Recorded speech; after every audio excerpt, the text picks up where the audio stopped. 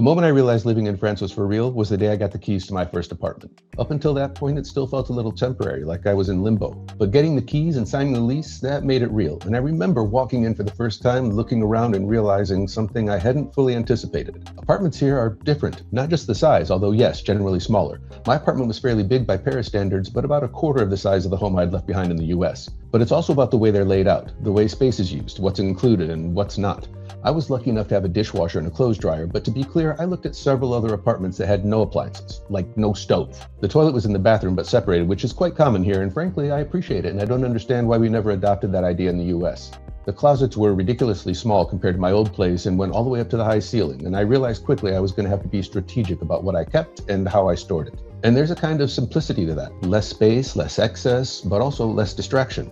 And at first it might feel like something's missing, but over time you start to appreciate it. You become more intentional about what you bring into your space, how you use your space, and how you live in it. And that first apartment, it's not just where you live, it's where everything starts to come together. That was the moment for me. Not when I got my visa, not when I arrived, but when I closed the door behind me and realized I live here now. If this is helpful and you're seriously considering the move, please subscribe and I'll keep sharing the realistic side of this journey. And if you're really considering the move here, I'm hosting free webinars for people who are serious about moving to France. And if you're earlier in the process or you just want to DIY it, I also created a detailed guide with all of the information and tools you need to get your project rolling. Links to both are in the description. And whether you plan to move this year or 3 years from now, if you're serious, we should talk. Join one of the webinars to learn more. Ciao for now.